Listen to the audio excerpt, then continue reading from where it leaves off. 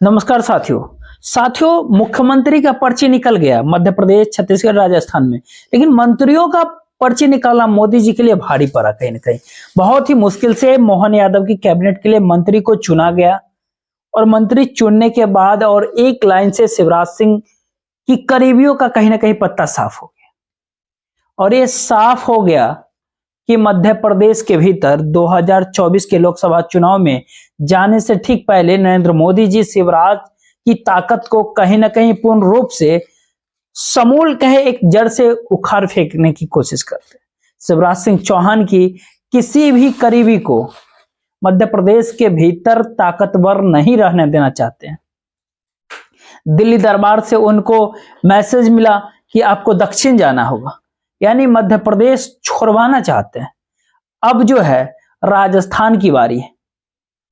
मध्य प्रदेश के बाद राजस्थान की बारी है। मध्य प्रदेश की चर्चा करते हैं। ठीक राजस्थान में बहुत लंबे इंतजार के बाद जो है वो समय भी आ गया है कि जब राजस्थान के भीतर कैबिनेट का यानी मंत्रिमंडल का विस्तार यानी कैबिनेट के चेहरे जो होंगे वो चुने जा रहे हैं और शपथ ग्रहण का समय मुकर्रर कर दी गई है, वो तय कर दिया गया है वो तारीख।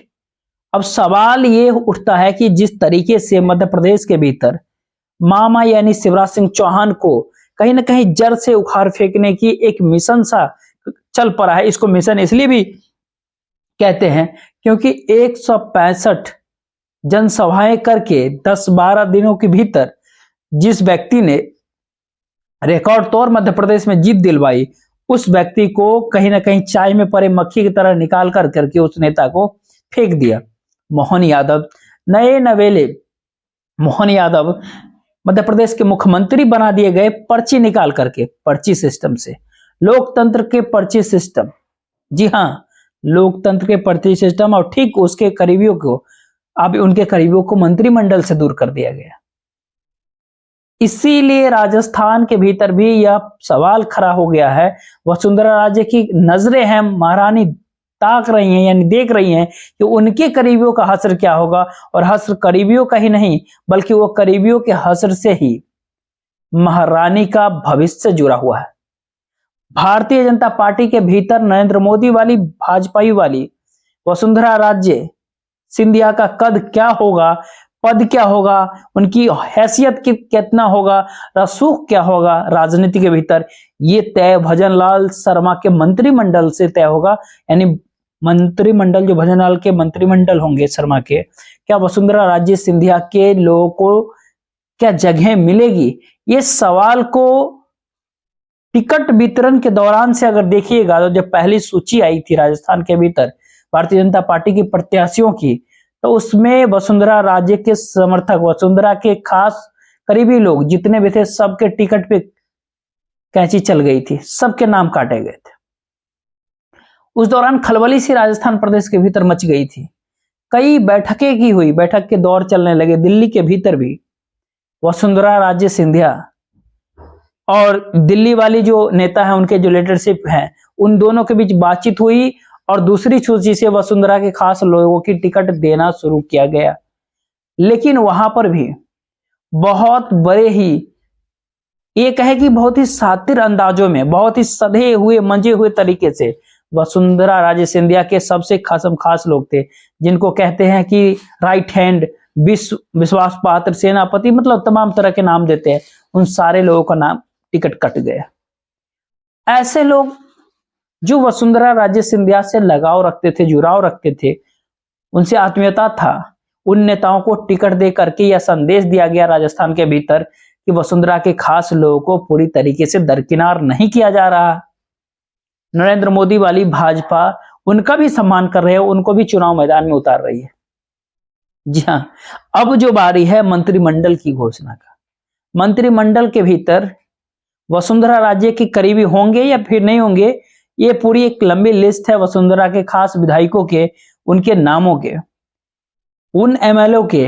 लेकिन उससे पहले जब मध्य प्रदेश के भीतर मोहन यादव की कैबिनेट बनी, तैयार हुई, तो उसके भीतर भूपेंद्र सिंह, गोपाल भार्गव, ब्रजेंद्र सिंह यादव, ओम प्रकाश सकलेचा, वीरेंद्र सकलेचा पूर्व मुख्यमंत्री के पुत्र, बिसाहुल आल सिंह, मीना सिंह, हरदीप सिंह डंग, उषा ठाकुर, इतने नाम, एक लंबी लिस्ट है। ये सब शिवराज सिंह चौहान के कैबिनेट में थे, शिवराज सिंह के भरोसेमंद थे, दोबारा जीत करके आए थे उस चुनाव के भीतर जहां पर मंत्रियों की बहुत बड़ी हार हुई थी, तमाम मंत्री हारे थे। लेकिन शिवराज सिंह के एक खास चुनाव जीत करके दोबारा से विधानसभा में लौटे मध्य प्रदेश के भीतर, लेकिन इन सब को बाहर कर दिया गया। और कई ऐसे करीब करीब आधा दर्जन के आसपास, 6-7 के आसपास जो पहली बार सदन में आए हैं, उनको मंत्री बनाया गया। अब राजस्थान की टेस्ट है, राजस्थान में टेस्ट होना बाकी है। और राजस्थान में वसुंधरा राजे के करीबी कालीचरण सर्राफ हैं, बाबू सिंह राठौर हैं, गोविंद रानी पुड़िया, ललित मीरा हैं, कमल लाल मीरा हैं, राधेश्याम बैरवा हैं, कालू लाल मीरा हैं, के विश्नोई हैं, राजस्थान के भीतर सुरेश रावत हैं, भागचंद टाकरा है, बहादुर सिंह कोहली है। ये सब ऐसे ही नाम है जब वसुंधरा सिंधिया जो मुख्यमंत्री का नाम दिल्ली दरबार तय नहीं कर पा रहा था या फिर पर्ची बनाने में समय लग रहा था, तो उस समय ये लोग खुल करके वसुंधरा राजे सिंधिया के साथ खड़े हुए थे। काली चरण सराफ जैसे इस तरह से भारतीय जनता पार्टी के सीनियर नेता हैं, वो खुल करके कह रहे थे कि राजस्थान की कमान वसुंधरा राजे सिंधिया के हाथों में सौंप देनी चाहिए। राजस्थान के विकास के लिए वसुंधरा जरूरी है, ये उनके एमएलए का कहना था। उस दौर में तो क्या, काली चरण सर्राफ से लेकर के बहादुर सिंह कोहली तक कई नाम हमने आपको बताए। इन सारे नामों में क्या ये संख्या जो है करीब करीब 20 से 25 विधायकों की है।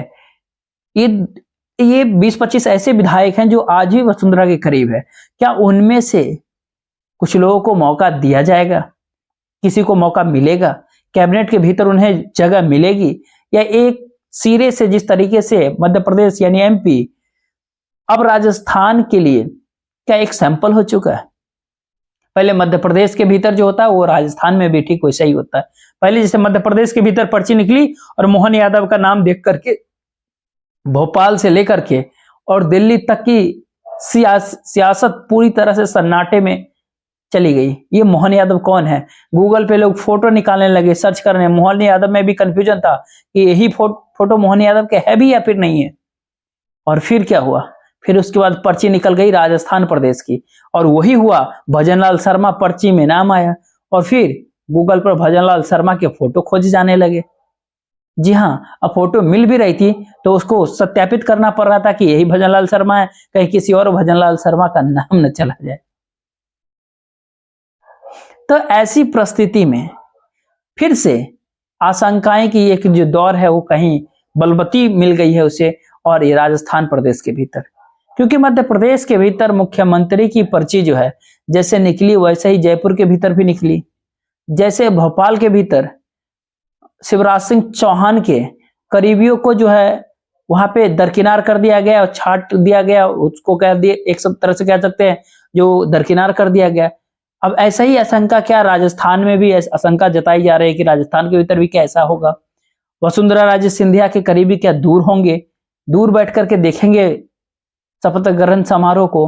अगर ऐसी हुई तो फिर वसुंधरा राज्य के केंद्रीय नेतृत्व से बातचीत की कोई खबर इस बीच नहीं आई, कोई चर्चा तक भी नहीं है। जब से वो पर्ची कांड हुआ राजस्थान के भीतर, उस पर्ची कांड के बाद जो है वसुंधरा राजे सिंधिया का रिएक्शन भी सबने देखा था। पर्ची खोलते ही बगल में राजनाथ सिंह बैठे और कैसे वो भौचक्के रह गए थे। तो फिर क्या इस पूरे मंत्रिमंडल विस्तार के बाद राजस्थान के भीतर वसुंधरा राज्य अपने रणनीति, जिन रणनीतियों को लेकर के ये कयास लगाई जाती है कि वसुंधरा जैसे मुखर लीडर अगर खामोश है तो उस खामोशी के पीछे कहीं ना कहीं कुछ तूफान है। क्या भजनलाल शर्मा के कैबिनेट का विस्तार होने के बाद वो तूफान भी कहीं सामने आएगा?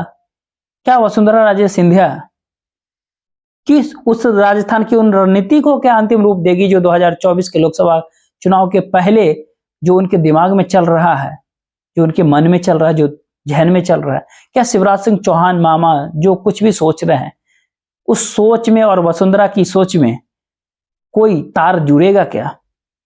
कहीं भीतर भीतर ये लोग संपर्क साधेंगे? क्योंकि वसुंधरा राजे जो कभी दिल्ली नहीं जाना चाहती, हमेशा कहती है हम जयपुर बैठेंगे। चुनाव के दौरान भी जब बात आई थी दिल्ली की, तो उन्होंने कहा नहीं, मैं जयपुर में राजस्थान के भीतर रहूंगी, वहां राजस्थान नहीं छोड़ूंगी। दूसरे तरफ एक सिमिलरिटी है, मतलब समानताएं हैं दोनों के बीच। मामा जो शिवराज सिंह चौहान, उन्होंने कहा कि दिल्ली दरबार में कुछ मांगने से बेहतर है कि मर जाना पसंद करेंगे।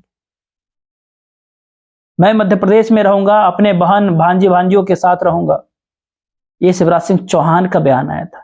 तो क्या ऐसे में दोनों के बीच कोई तार, कोई कनेक्शन जुड़ेगा? 2024 के लोकसभा चुनाव में ये दोनों मिलकर के नरेंद्र मोदी जी की कोई पर्ची निकालेंगे क्या? इन सवालों के साथ कैबिनेट विस्तार के ऊपर नजर होगी, और इस पूरे विस्तार के बाद जो है ये तय किया जाएगा कि मध्य प्रदेश और राजस्थान में भारतीय जनता पार्टी के सामने 2024 के लोकसभा चुनाव में असली संकट कांग्रेस होगी या फिर मामा और महारानी होगी। फिलहाल देखते रहिए। जय हिंद, जय भारत।